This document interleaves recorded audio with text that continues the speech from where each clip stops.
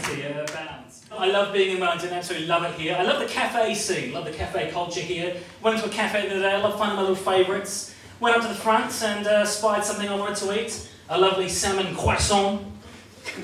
That's how I say it. I say it properly. Croissant. I like them to think that when I'm out there that here's a man that knows his pastry. We better not fuck with him. So she went to grab it and she sort of turned to put it in a bag and then she stepped back to me and looked at me with a challenge in her eyes and she said to me, "Do you want that toasted?" And I'm an adventurous fella, let me tell you.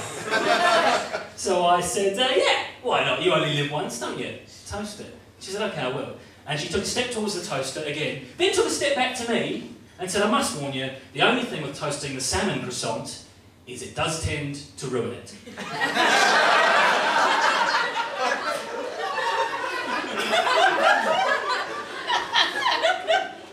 I'll probably leave it then, because never in my life have I gone in somewhere, seen something I want to eat and go, geez, that's look good. If only they could just fuck that up for me. Really would take it out of the cabinet, they put it on the ground, stomp on it a couple of times, and shove it back in the bag and give it to me, thanks very much. I've never ever been offered that anywhere else. I've never been into, say, Harvey Norman, for example, and gone to buy a laptop and they've gone, you want us to take that out the back and hose that down? That'll fuck that up, that will never go again. It doesn't happen like that. I was talking to my granddad the other day, giving him some tech support for his laptop. You know, old people, they're always trying to, you know, if you're of a certain age, you know computers, that's the thing. And he rang me up and he was having problems. And I said, look, double click on your printer. He said, whoa, slow down. Double click. So that's the sort of level we're dealing with here. He's an old Scottish man. And I hadn't always bonded with my granddad, but I did around the time that we found out we were both big football fans. I got this bond going with him for football and I started coming to his house during the World Cup and staying. And he said to me one day, he said, what's your favourite food? And I thought, here we go, this is going to be good. And being young and stupid, I went, macaroni and cheese is my favourite food, Grandad. He went, right then, every time you come here, I'll make you macaroni and cheese. And I've never seen a man stick to a promise so fucking hardline as every time I went in. Guess what's for dinner? Is it macaroni? Aye, it's macaroni and cheese. Your favourite. Would you like macaroni and cheese for breakfast?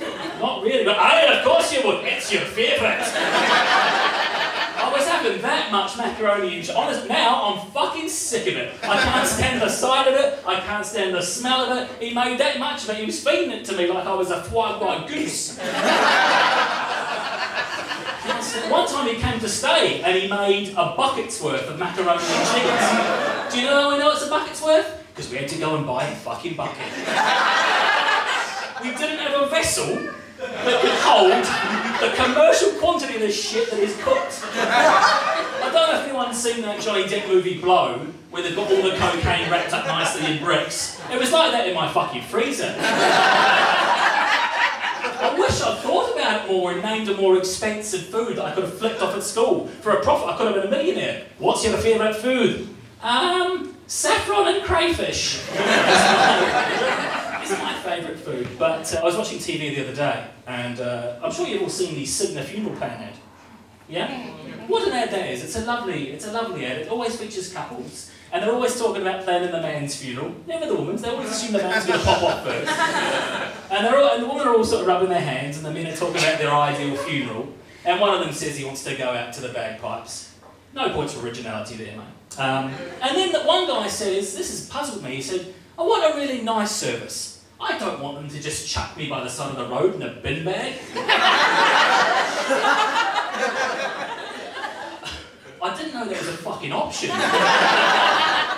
Can you imagine that? Jesus Christ. Breaking it to your fucking kids the next morning. Guys, we've got some bad news. Sit down. Granddad's dead. Is he? Yeah, he is. He's passed away. Oh, that's terrible. When's the funeral? Well, Rubbish Day's Friday. Probably get it done Thursday after. I don't want him sitting out there all week. He's got his dignity. But something that I'm right. Thanks very much.